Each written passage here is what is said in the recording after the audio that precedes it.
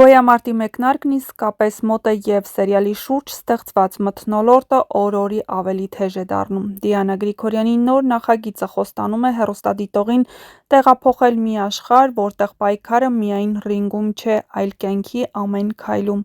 Սերիալում թեժ մարտեր են ծավալվում թե բռնցքամարտի ռինգում, թե դրանից դուրս։ Այստեղ մենամարտում են ոչ միայն մրցակիցներն, այլ նաև թշնամիները, երբեմն մտերիմ մարդիկ, ովքեր կյանքի բերումով կանգնում են հակառակ կողմերում։ Գոյամարտը պատմություն է այն մասին, թե ինչպես է մարդը դրսևորվում ճնշման տակ, երբ այլևս ընտրություն չկա և պետք է կամ պայքարել, կամ հանձնվել։ Հերոսների կյանքը զարգանում է անկանխատեսելի սցենարով, ոչ ոք չի կարող գուշակել, թե հաջորդ քայլը ինչի կհանգեցնի։ Նոր իրավիճակներում բացահայտվում են իրական դեմքերը, թույլերն ուրանում են իրենց խոստումները, երբեմն նաև իրենց անցյալը, իսկ ուժեղները կանգնում են մինչև վերջ, անկախ ցավից, կորուստներից ու վտանգներից։ Այստեղ հաղթանակը միշտ չէ, որ չափվում է մեդալով կամ հաղթական հարվածով, երբեմն հաղթել նշանակում է պարզապես չկոտրվել։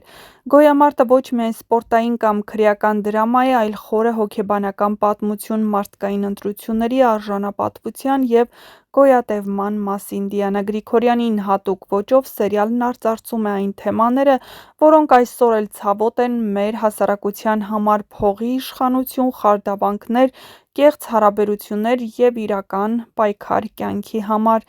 Ինչ վերաբերում է մեկնարկին, ապա հեռուստադիտողներն արդեն իսկ փորձում են հաշվարկել օրը։ Քանի որ հունվար ամսվա միակ երկուշաբթին, որը դեռ առջևում է, հունվարի 26-ն է, և հաշվի առնելով այն փաստը, որ Դիանա Գրիգորյանը նշել էր նոր սերիալը կցուցադրվի հենց հունվարին, շատերի համոզմամբ Գոյամարտը հենց այդ օրն էլ կհայտնվի եթերում։ Եթե այս ենթադրությունները հաստատվեն, ապա հունվարի 26-ը կդառնա մեկնարկային օր մի սերիալի համար, որը դեռ երկար կմնա քննարկումների կենտրոնում։ Մնում է միայն սպասել և պատրաստ լինել մի պատմության, որտեղ յուրաքանչյուր հարված, յուրաքանչյուր որոշում և յուրաքանչյուր մենամարտ ունի իր գինը։ Գոյամարտ, շուտով, պայքար, որտեղ հաղթում են ոչ բոլորը, բայց մնում են նրանք, ովքեր գնում են մինչև վերջ։ Իսկ մինչ կբացահայտվի, թե իսկապես երբ կցուցադրվի հեռուստասերիալի հերթական սերիան և ինչու փոփոխվեց ցուցադրման օրը նախօրոք նշված հունվարի 29-ի փոխարեն, ցույց կտա ժամանակը։ Ներողություն հունվարի 19-ի։ Այս և այլ շատ հետաքրքիր գաղտնիքներ իմանալու համար և պարզելու, թե ովքեր են նկարահանվելու հեռուստասերիալում, ինչ է տեղի ունենալու, ինչ կերպարներ են հայտնվելու, միացեք մեր ալիքին, որպեսզի բաց չթողնեք ամենակարևորի մասին՝ առաջինը տեղեկացված լինելու ձեր հնարավորությունը։ Ամենահետաքրքիր հանդիպումները, բախումները և բացահայտումները դեռ առջևում են։ Դերասան Կարեն Հովհաննիսյանի կինը հեռուստադիտողներին հայտնի դարձավ «Վերջին զանգը» հեռուստասերիալից, որտեղ մարմնավորում էր Լիլիթի երիտասարդության շրջանը։ Նրա խաղն այնքան համոզիչ էր, որ հեռուստադիտողները սկսեցին բացասական մեկնաբանություններ գրել։ Մանեն բավականին ակտիվ է սոցիալական ցանցերում։ Նա երբեմն կազմակերպում է նաև հարց ու պատասխան, որի ընթացքում պատասխանում հետևորդների կողմից հաճախ տրվող հարցերին։ Դերասանի կինը պատասխանել էր այն հարցին, թե արդյոք հեշտ է լինել Կարենի կինը։ Կարենն անսահման բարի, հոգատար, ուշադիր, նուրբ, սիրառատ ամուսին ա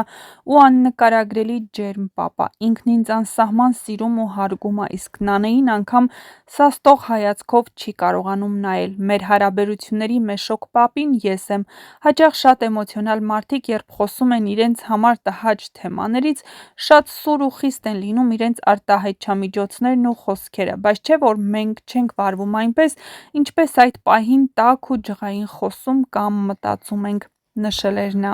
Սերիալի շուրջ ստեղծված լարվածությունն ու հետաքրքրությունը պատահական չեն։ Գոյամարտն արդեն իսկ հիմա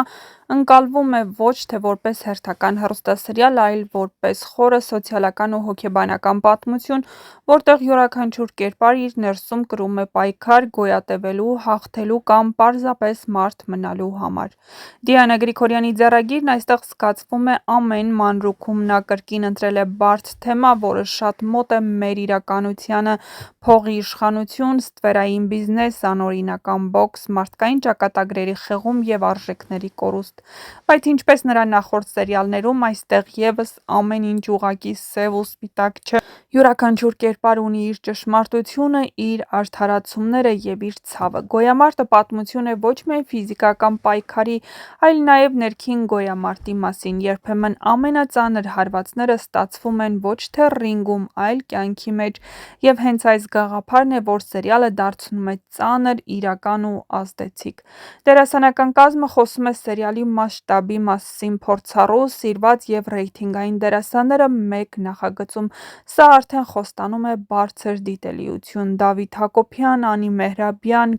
Կարո Հովհաննիսյան, Կարեն Հովհաննիսյան, Նիկոլայ Եղիազարյան, Ռուզաննա Մանուչարյան, Էլիզ Մելիքյան, Կարեն Հովհաննիսյան և Մանե Հակոբյան, Ռոբերտ Ալեքսանյան և այլք։ Բոլորը միասին ստեղծում են ուժեղ դերասանական առանցք։ Հատկապես կարևոր է, որ Դիանա Գրիգորյանն այս անգամ ևս հենվել է իր վստահելի կադրերի վրա։ Սա նշանակում է, որ նա ընտրել է դերասանների, որոնց խաղին վստահում է, որոնց միջոցով կարող է փոխանցել բարդ հոգեբանական վիճակներ ու